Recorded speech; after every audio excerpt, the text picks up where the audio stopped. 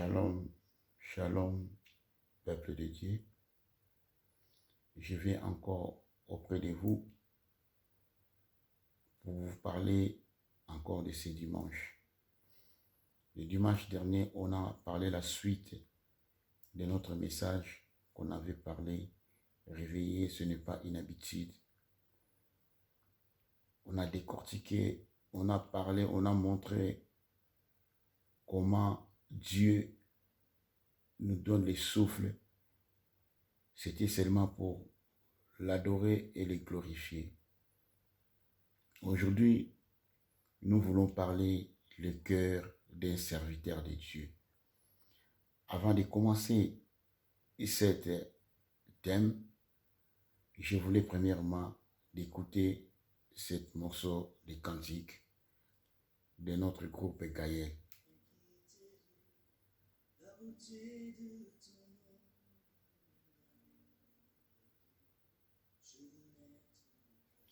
Soyez plus concentrés et soyez attentifs à ce qui va passer maintenant. Je voulais encore mettre une pierre dans ton cœur, mon frère. Là où tu ignorais que la parole de Dieu était claire.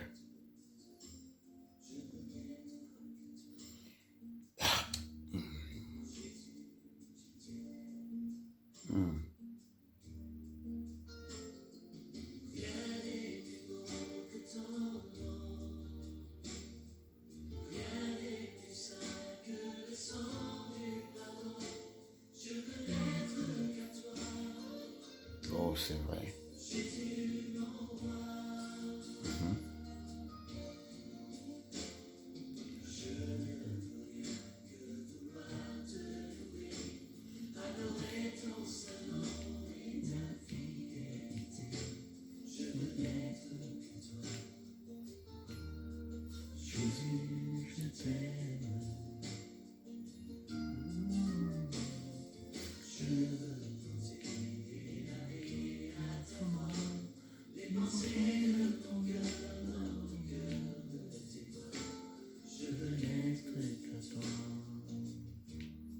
Jésus, je t'aime.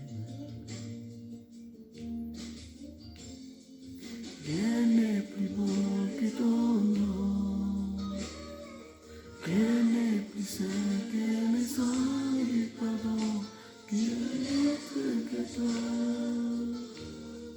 Jésus, mon roi.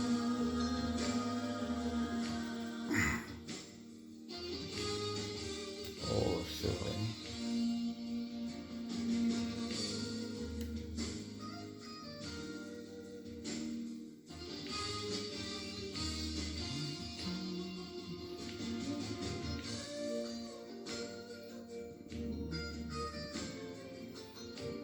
Oh, c'est vrai, Père.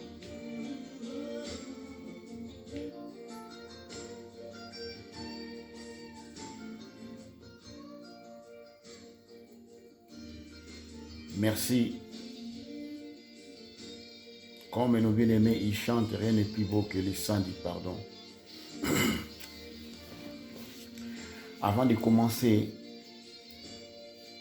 notre partage de la journée, nous allons premièrement demander la présence du Saint-Esprit au travers de la prière. Nous allons prier au nom du Seigneur Jésus-Christ. Tendre Père, le Dieu de gloire, me voici devant ton saint trône encore de plus, Père, dans ce beau matin. Je vais te dire merci pour la grâce que tu nous as accordée, moi et mes frères qui me suivent maintenant, l'Éternel notre Père. La Bible dit, Seigneur grand Dieu Père, c'est toi qui es le maître des temps et des circonstances, l'Éternel mon Dieu. C'est toi qui crées en nous le vouloir et de faire, l'Éternel Père Saint. Je recommande ces moments entre tes saintes mains. Je demande l'assistance de ton Esprit Saint, l'Éternel, qui vient, Père Saint, afin de nous diriger.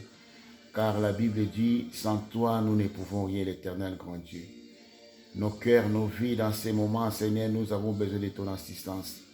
Accorde-nous la sagesse divine et l'intelligence, Seigneur grand Dieu, Père Saint, de Dieu dans nos cœurs, l'Éternel, afin que tout ce que nous allons parler, qui soit celle pour la gloire de notre Seigneur Jésus, soit loué, soit glorifié à jamais. Seigneur, à toutes les personnes qui vont écouter, Seigneur, grandir cette exhortation, Père Saint, Dieu de grâce, ici il était à côté l'Éternel, retourne-les dans les chemins droits.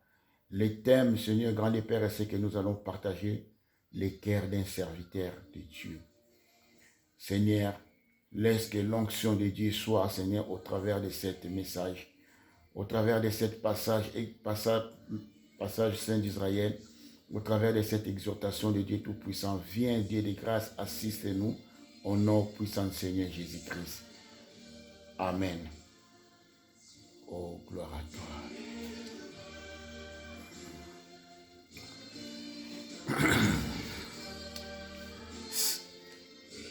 Shalom encore de plus, c'est mon frère.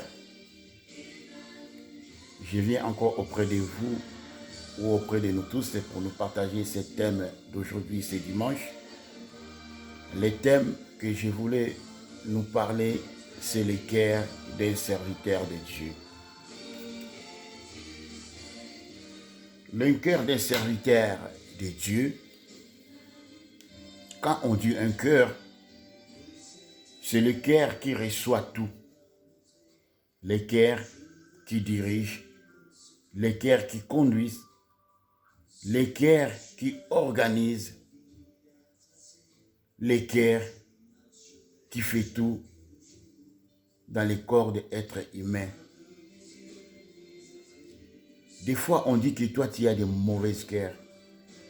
Pourquoi on dit ça? À cause des actes que tu commets. Des fois, on dit que cet homme-là a un bon cœur. Pourquoi on dit ça? À cause des actes que tu commises. Mais aujourd'hui, nous voulons décortiquer les corps d'un serviteur de Dieu. Les corps d'un serviteur de Dieu. On voulait dire le premier serviteur, c'était lui-même notre Dieu, le créateur des cieux et de la terre. Quand on retourne dans le livre de Genèse, la Bible dit que la terre était informe, vide. L'esprit de l'Éternel se mouvait au-dessus de l'eau. Dieu a eu un pensée de créer, a commencé de servir, afin que quand l'homme viendra sur la terre, qu'il trouve de bonnes conditions.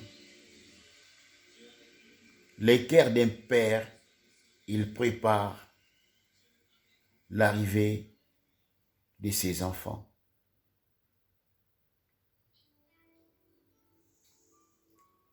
Dieu avait créé l'homme, la terre et tout ce qui contenait au-dedans de cette terre-là pendant 6 jours. Et le 7e jour, il s'est reposé pour son œuvre qu'il a créée. La Bible dit, Dieu a créé Adam et Ève dans le jardin d'Éden. Il a mis tout en condition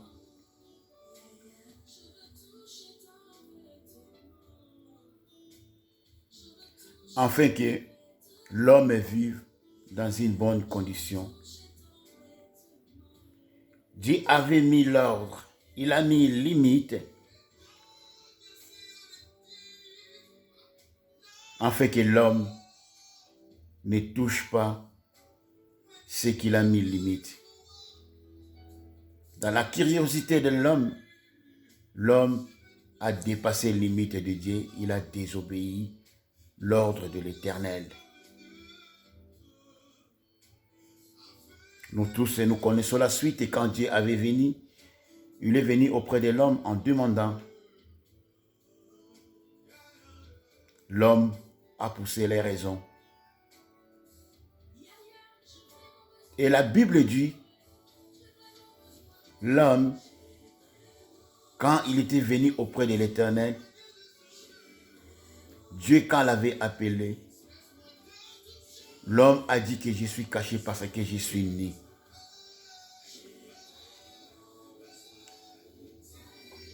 Les péchés que nous commettons auprès de l'Éternel nous rendent nus devant notre Dieu. L'homme, il a enlevé les tenues que Dieu l'avait mis. Il s'est trouvé nu à cause du péché que l'homme a fait devant l'Éternel, notre Dieu.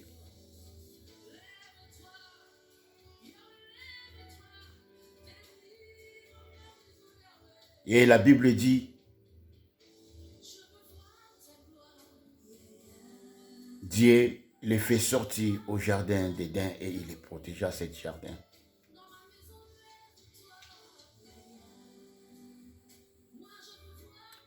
L'homme a trouvé grâce auprès de l'Éternel de les faire sortir au jardin d'Éden. C'était une grâce que l'homme a trouvée.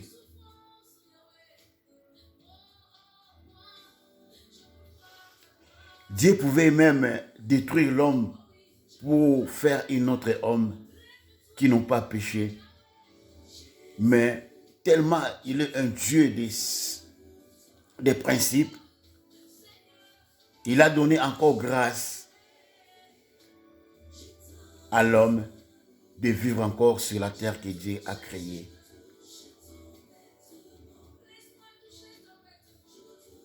La grâce de l'Éternel,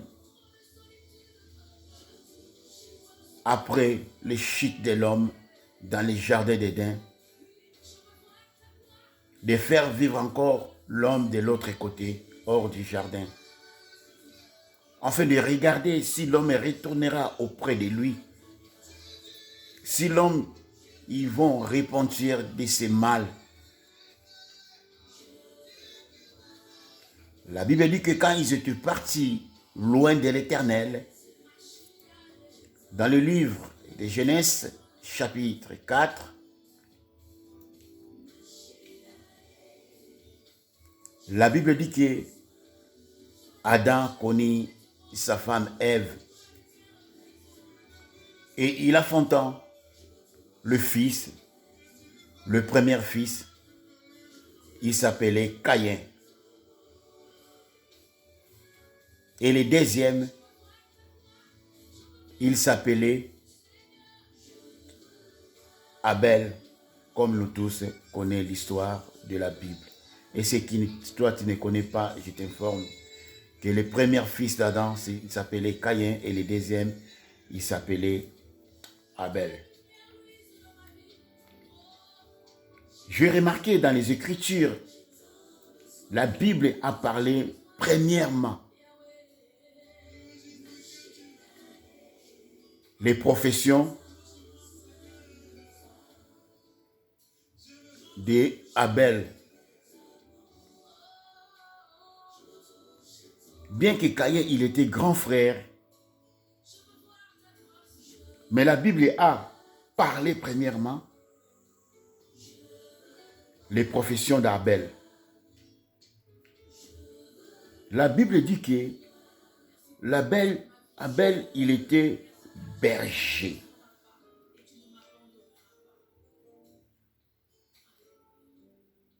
Pourquoi Dieu a commencé seulement dans les professions d'Abel? Pourquoi il a commencé par la profession d'un berger?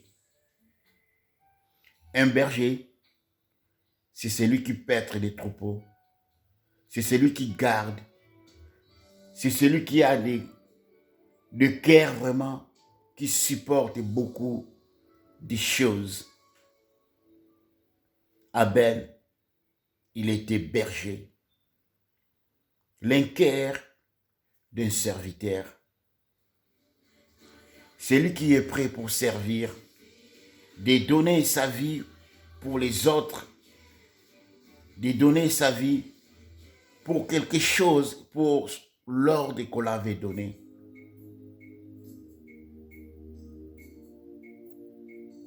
Et En bas, la Bible dit que Caïn, il était cultivateur. D'être cultivateur, ce n'est pas mauvais.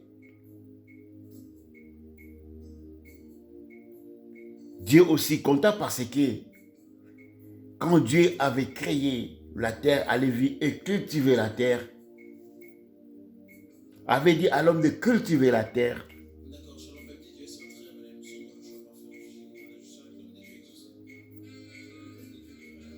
Et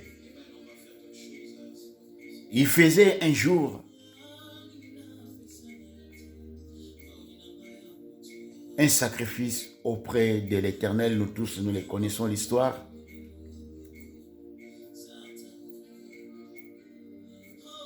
La Bible dit que Dieu avait accepté les sacrifices d'Abel.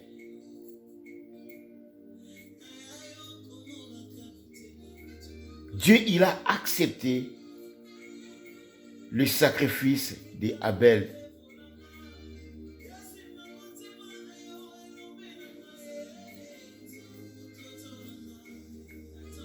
Le cœur d'un serviteur, quand il fait quelque chose auprès de son maître, il fait ça bien. Quand Dieu t'a donné une mission dans cette terre des vivants, mon frère, ma sœur, il faut faire ça bien. En fait que Dieu porte son regard à ce que tu fais.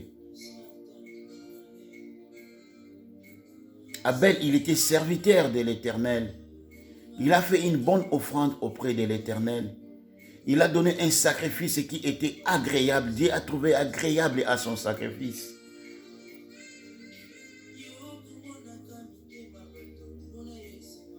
Et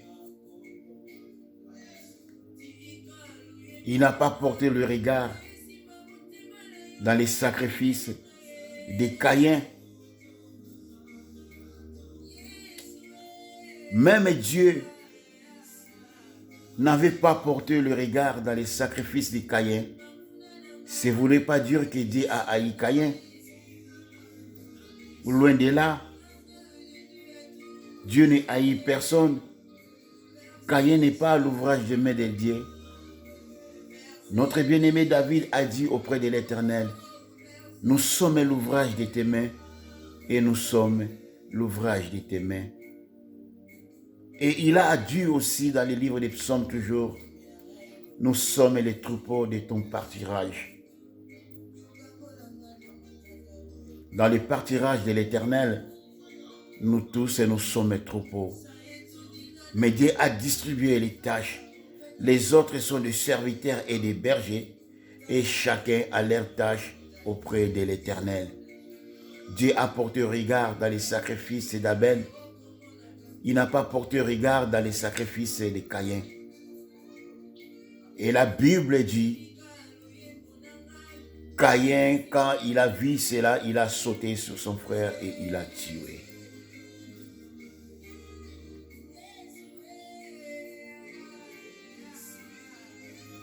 Écoutez,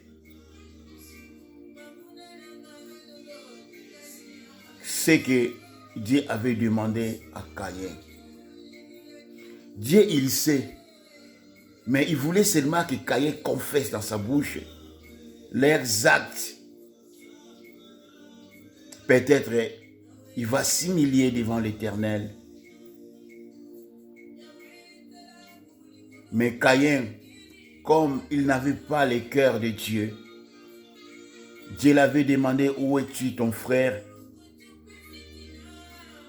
Et il a dit, il a répondu à l'Éternel, je ne suis pas le gardien de mon frère. Dieu avait dit, pourquoi tu as irrité? Pourquoi tu t'es fâché? Même si je dis que je n'ai pas porté regard à ton offrande, pourquoi tu es fâché? Pourquoi tu es fâché? Caïn. Aujourd'hui, tu peux faire mal, mais demain, tu peux attraper ton erreur. Arrange ton cœur, mon frère. Arrange ton cœur, ma sœur. Quand l'Éternel t'appelle dans un service quelconque, il faut faire ça bien. Le cœur d'un serviteur de Dieu, il accomplit l'œuvre de son maître de manière qu'il a envoyé. Notre bien-aimé Pierre, quand Jésus-Christ avait dit, et les autres sont partis, et vous, qu'est-ce que vous entendez? Pourquoi vous ne partez pas? Pierre avait dit, à qui irons-nous? Écoutez la réponse d'un serviteur. C'est toi qui as la parole de vie. Moi, j'ai pensé si Caïn il s'humiliait devant l'Éternel, l'Éternel voulait l'accorder le pardon. Dieu avait ordonné des punitions vers Caïn, avait dit, tu seras vagabond. Écoutez, Caïn, il s'est reconnu auprès de l'Éternel son erreur. Il a dit, les punitions que tu me donnes est très lourd, est très lourd. Si quelqu'un me trouve, me tuera. Si quelqu'un me trouve, doit me tuer. Écoutez la réponse de Dieu. Le cœur d'un père, le cœur d'un serviteur. Dieu ne pouvait pas mettre ses mains à Caïn. Dieu ne pouvait pas tuer Caïn parce qu'il a tué Abel. Mais Dieu avait dit, toutes les personnes qui vont tuer Caïn, le sang de Caïn vengera 7 fois. Le sang de Caïn vengera 7 fois. Écoutez la protection, Dieu a protégé Caïn. Malgré tout, il a commis les fautes. Il a commis les erreurs. Mais Caïn a dit auprès de l'Éternel, les punitions que tu me donnes est trop lourd. Je ne supporterai pas. L'acte de reconnaissance et du péché auprès de l'Éternel, que j'ai commis des péchés, mais les punitions que tu me donnes est très lourd. Dieu avait compris que non, c'est très lourd, il ne supportera pas. Dieu avait mis un signe à Caïn, afin que personne ne le voie, ne le tue pas. Mon frère,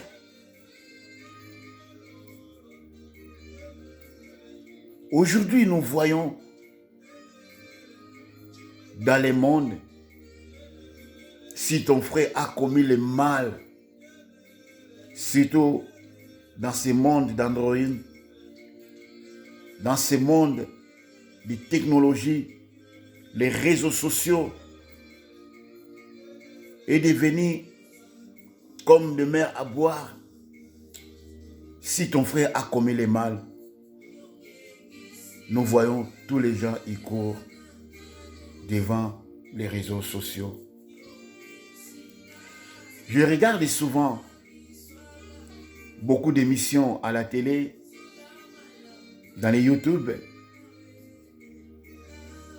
comment les émissions défilent. J'ai écouté quelques paroles des serviteurs de Dieu parce que son frère a parlé, un homme de Dieu a parlé.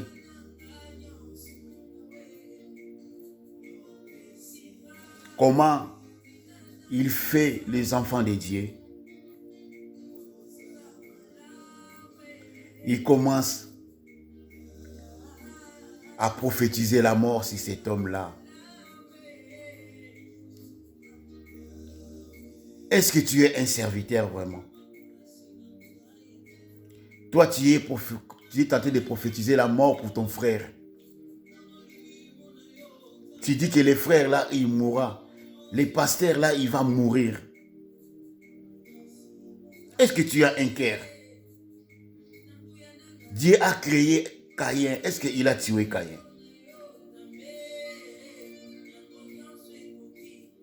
Si Dieu n'a pas tué, et toi, un être humain, pourquoi tu vas tuer ton frère? Parce qu'il a commis le mal. Parce qu'il a commis des fautes. Parce qu'il a commis des erreurs. Parce qu'il a parlé ceci, il a parlé cela.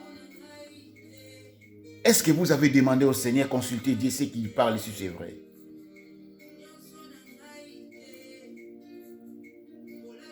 On a attrapé une femme, commettait l'adultère. On l'a amenée auprès du Seigneur, notre Seigneur Jésus-Christ. On l'a dit, selon la loi de Moïse, si quelqu'un a commis des actes comme ça, ils seront lapidés. La Bible dit que Jésus-Christ avait ça.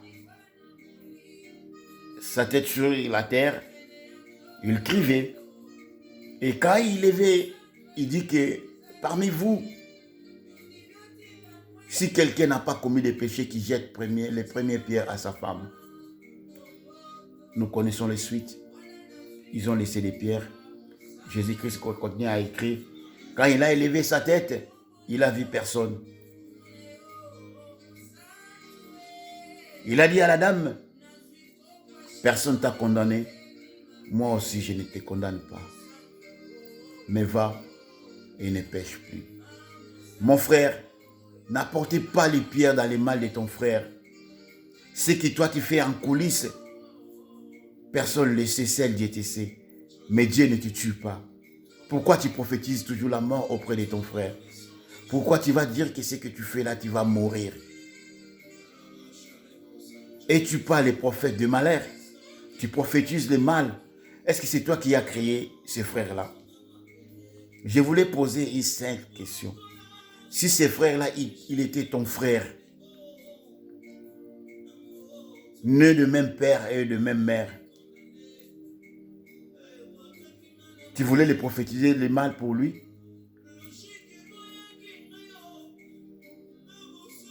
Nous voyons dans ce monde, dans des familles, si vous avez quelqu'un qui est fou, si quelqu'un de dehors, il tape votre fou là, vous ne serez pas fâché? Pourquoi vous serez fâché s'il est fou?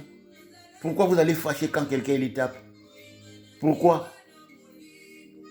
Supportons-nous les uns les autres, mon frère. Il ne faut pas juger, toujours venir prophétiser des malheurs aux autres parce qu'il a parlé. Un cœur des serviteurs de Dieu. Les serviteurs de Dieu, ils portent une grosse cœur afin de ne pas prophétiser le mal auprès de son frère. Jésus-Christ est devant les pharisiens. Il avait dit, parmi vous, malgré tout, vous ne voulez pas que j'ai fait le miracle le dimanche, les jours des sabbats. Si son troupeau est tombé dans un trou, est-ce qu'il laissera son troupeau? Le cœur d'un serviteur de Dieu. Mon frère, ne juge pas. Laisse Dieu lui-même, qui connaît le cœur de son serviteur, qui l'amène là où il va l'amener. Jusqu'à tel point les Écritures nous demandent qui es-tu de juger les serviteurs des autres. Vous passez dans des émissions à des émissions de dire les frères là, il va mourir. Le pasteur là, il va mourir. Mais si toi, tu sais que tu as commis des actes, que le pasteur, il parle, laisse. Réponds-toi. Si tu sais que le pasteur, il parle le mal, cherchez-les. Comme Nicodème. Nicodème n'a pas parlé en Jésus-Christ auprès des pharisiens, mais il cherchait le temps pour aller chercher Jésus-Christ, de lui parler en secret.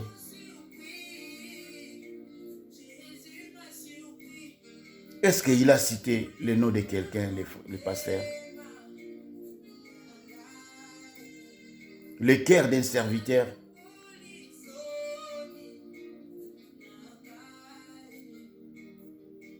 Il porte son frère. Et tant qu'un berger, le berger n'a pas de parti pris. Le berger n'a pas de division. Le berger, il ne choisit personne et de laisser l'autre. Caïn avait péché devant Dieu, mais Dieu l'avait donné encore une protection. Il a mis un signe afin que personne ne les touche. Lui-même, il sait comment va les prendre. Lui-même, il connaît, jusqu'à présent, nous tous, personne ne savait la suite de Caïn. Personne. Personne. La Bible dit Jésus-Christ, dans les jardins de Gethsemane, il priait. Et quand Judas a vendu Jésus, Jésus n'a pas tué Judas.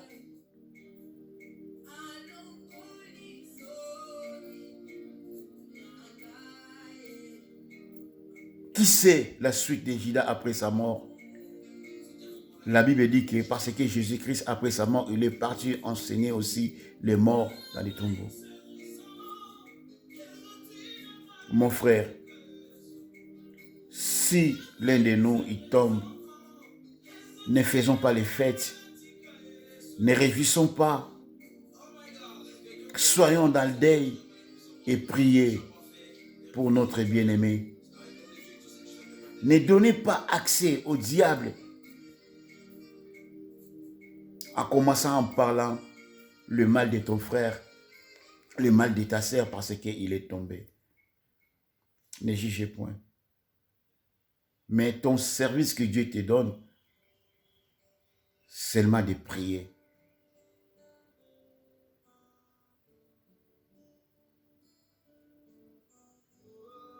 Seulement de prier, de demander encore la grâce et la faveur. Dans le parabole de l'enfant prodige, Dieu il savait, quand l'enfant avait demandé leur part, il n'agissait pas bien. Ce n'était pas la volonté du Père, mais il donnait. Mais la Bible dit quoi? Le Père là, il restait, il regardait toujours dans le chemin que son fils est parti.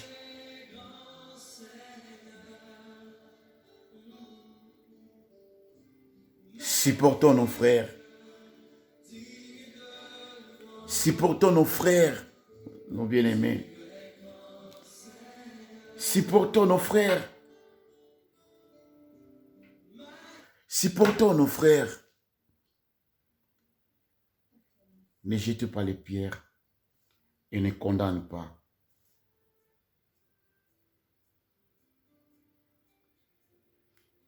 Dieu va donner encore une souffle de vie. Que ton frère vit au travers de ta prière.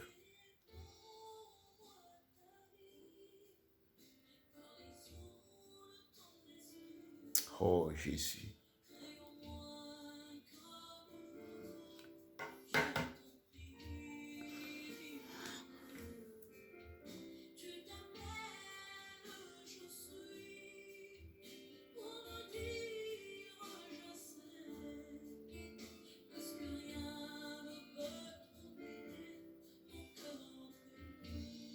Le cœur d'un serviteur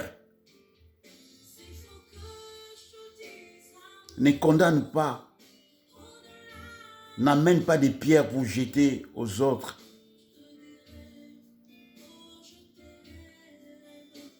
S'il est vraiment ton frère dans le Seigneur,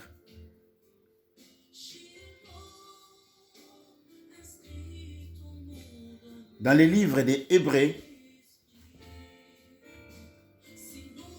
la Bible dit que pleurez pour ceux qui s'en vont, car ils ne verront plus les chemins de sa naissance. Peut-être dans te plaire, Dieu peut faire la grâce. Celui qui veut écarter dans les chemins de Dieu, tu le connaissais comment il faisait, il travaillait, il était l'un parmi nous. Quand il est tombé, mon frère, ne faites pas la fête, pleurez, ne passez pas dans les émissions pour prophétiser qu'il mourra. Après la mort, qu'est-ce que vous allez prendre? Nous serons contents de sa perte. Lui-même, Dieu avait laissé le ciel pour récupérer l'homme qui a crié. Malgré tout, l'homme était loin de lui, mon frère. Le cœur d'un serviteur de Dieu, il supporte, il porte le brebis de Dieu, il porte les troupeaux de l'Éternel. Tu es un berger, un serviteur qui est comme un gardien de l'homme. Dieu t'a mis comme un gardien. N'amène pas des pierres. N'amène pas des couteaux pour couper ton frère, pour couper les brebis, pour couper tes proches. Mais il faut porter un édifice pour édifier ton frère et ta sœur.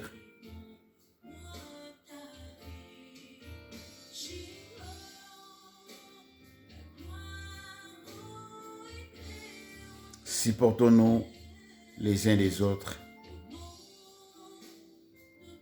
Toi qui as l'habitude de critiquer toujours, de parler le mal des autres, tu n'es pas saint. Tellement peut-être ta façon de parler t'attire devant l'Éternel. Ta façon de parler, Dieu n'est pas content parce que tu portes des jugements vers ton frère, en plus en public.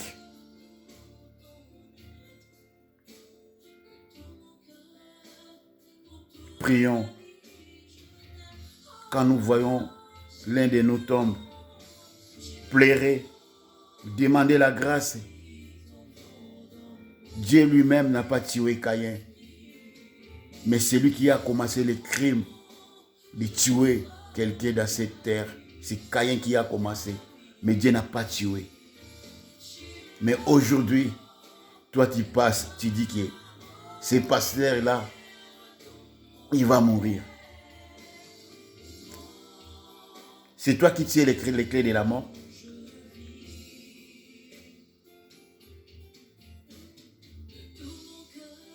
Ne prophétise pas le mal des autres. Car tu es encore sur cette terre. La Bible nous dit d'aimer nous les uns les autres. Aimer. Celui qui aime ne détruit pas.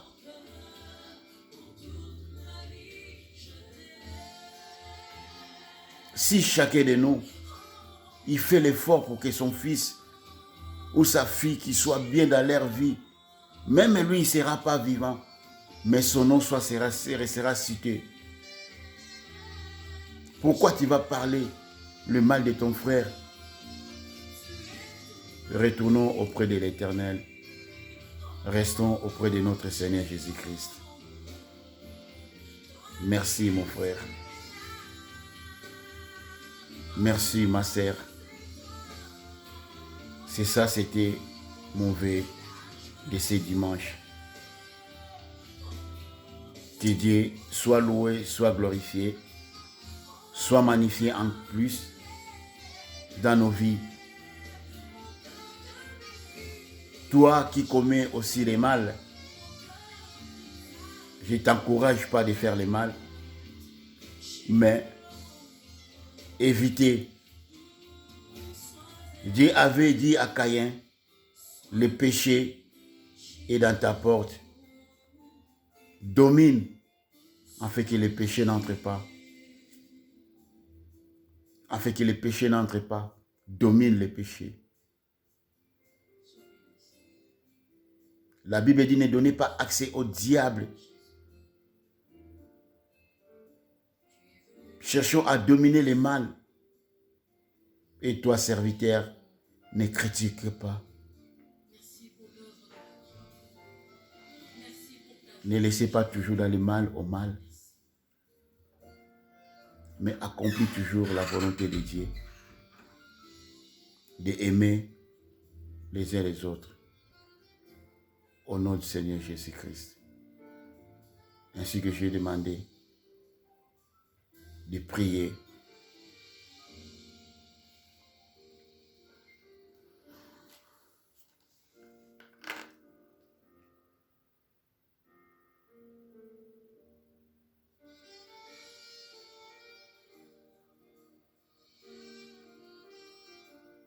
Alléluia. Saint-Père. Oh Saint-Esprit. Tout à toi, Saint-Père.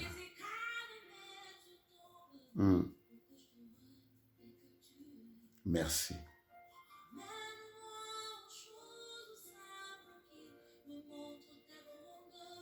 Oh Jésus. Gloire à toi, l'Éternel Père. Merci pour ta parole. Merci pour ces moments précieux, l'Éternel et grand Dieu, que tu as pris, Seigneur, d'être avec mon frère et ma sœur, de s'entretenir dans ces thèmes. Les serviteurs de l'Éternel.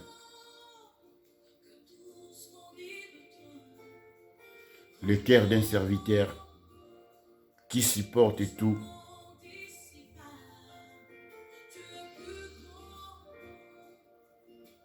Comme toi-même, tu nous as supporté. Tu nous as accordé la grâce après la chute de l'homme au jardin d'Éden. Tu as mis l'homme à côté. Tu regardais si l'homme retournera auprès de toi. Si nous regardons la parole plus loin, dans les versets 6, la Bible dit que l'homme commettait encore du péché dans le chapitre 6, avant que la déluge, avant que tu ordonnes notre Père Noé de faire l'arche, l'homme continue toujours à pécher. Seigneur, tu es toujours là, tu nous accordes toujours la grâce, et Noé a trouvé grâce auprès de toi. Seigneur, merci pour ta parole. Laisse que cette parole qui fait les effets dans les cœurs de mon frère et de ma sœur, qui sont écartés dans ton chemin, afin qu'ils retournent dans ton chemin. Je couvre toujours, Seigneur, grand de cette prière par les sangs précieux qui ont coulé depuis l'an 2000 ans sur les morts de Golgotha. Et je l'applaudis par l'effet du Saint-Esprit. Je bénis ton Saint-Nom. Sois loué, sois glorifié à jamais, au siècle des siècles. Amen. Merci.